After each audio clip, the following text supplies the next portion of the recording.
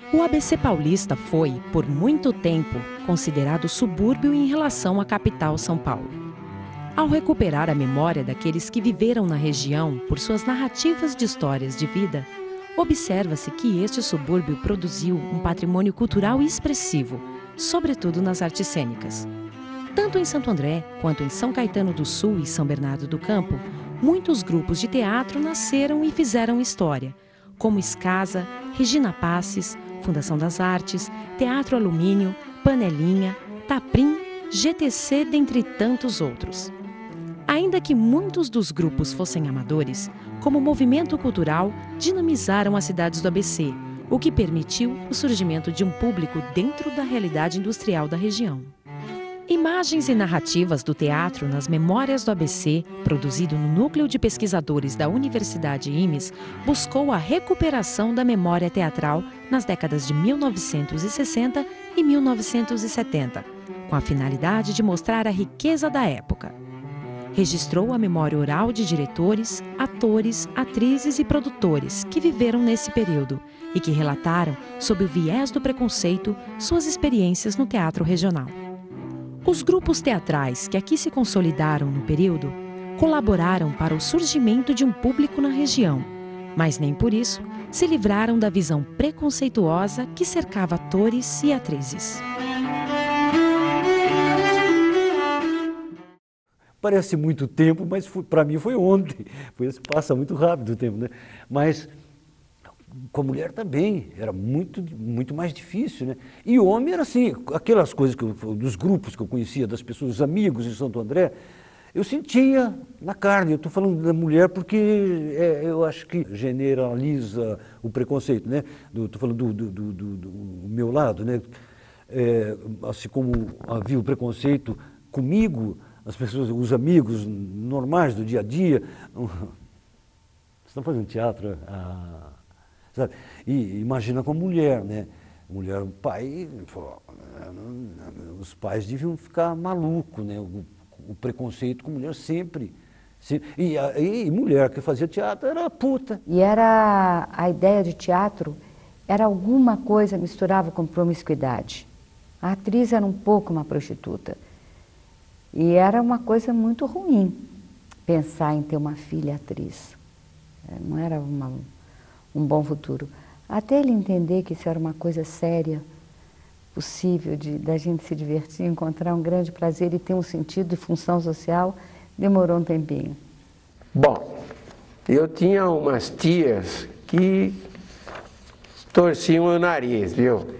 E a minha mãe muito rígida e tudo, mas ela era muito positiva, era rígida, mas era positiva. Não, ele está fazendo, ele gosta, acabou. Mas que houve comentários, eu não sei, mas tinha muita gente que torcia o nariz, sim. O preconceito que tinha para você fazer teatro, você tinha que romper com a tua família, às vezes. Você tinha que não romper. Você tinha que romper aquela opressão. Porque mulher que fazia teatro nessa época não era bem vista. Tanto é que se a gente chegasse em Guará e falasse que estava fazendo teatro em 1975, 76, você já era mal falado até embaixo d'água. Não podia falar. Você tinha que... Não, só trabalho, teatro, de jeito nenhum, imagina. Mas na época a gente era discriminado, imagina fazer teatro. Tanto é que eu não te falei que eu tive que fazer a escolha entre o casamento ou o teatro, porque meu marido não podia deixar eu fazer, ele não é um artista. E ele que fazia, ele que era músico, ele é músico, né? Não poderia ter... Mas por que ele não fez isso? Acho que nem foi por culpa dele. A família. A família dele. Tanto é que quando o meu filho nasceu, o Fábio, que foi em 1979, a Aide foi madrinha do Fábio. A minha sogra não deixava o Fábio ir lá, porque era pessoal de teatro. Rolava droga, rolava isso. Agora, eu podia fazer teatro? Podia, né? Podia, só não casando, podia fazer teatro. Quando eu me tornei ator profissional, foi um problema na família, né? Foi um alvoroço. Como eu, sendo um desenhista já muito bom, ganhava muitíssimo bem, de repente eu paro e me aventuro em uma outra profissão. Eu namorava uma menina, naquele tempo era uma menina, e gostava dela e queria me casar com ela. Mas porque eu queria ser ator, a minha carreira de ator foi interrompida, exatamente por isso. Porque os pais não admitiam que ela se casasse comigo sendo ator. Ainda que a discriminação fosse marcante no período em relação a atores e atrizes, alguns afirmam não ter sofrido nenhuma espécie de preconceito. Eu não senti muito esse preconceito, não, para dizer a verdade. Eu não sei se eu não senti porque eu não tinha consciência, que eu tinha o maior orgulho de falar que eu era atriz e que eu estava fazendo teatro. Se o orgulho era meu e as pessoas olhavam e eu não sacava, entendeu? Porque o meu orgulho era muito grande de fazer aquilo que eu gostava e tal. Ou se realmente não tinha, porque eu não senti essa discriminação, não. Dentre os grupos de teatro, amadores foram os que menos sentiram o peso do preconceito, porque pais, tios e irmãs acompanhavam ensaios e espetáculos, garantindo um aspecto familiar aos eventos. Como a gente, o nosso grupo era uma coisa assim muito familiar, né? Então tinha, eu, por exemplo, eu fui levada pelo meu pai, então tinha meu pai, amigos do meu pai, pessoas ali relacionadas à comunidade e tudo mais, então eu não senti em nenhum momento esse tipo de preconceito.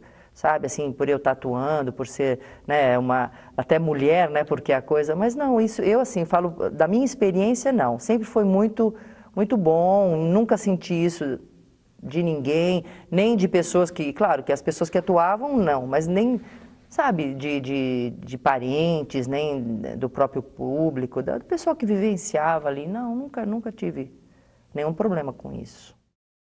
A história local não é uma história de protagonistas, mas de coadjuvantes.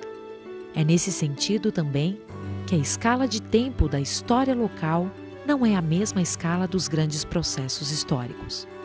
Cada um tenta encontrar, no seu pequeno universo, os indícios da grandiosidade que deveria estar em toda parte, em toda a história.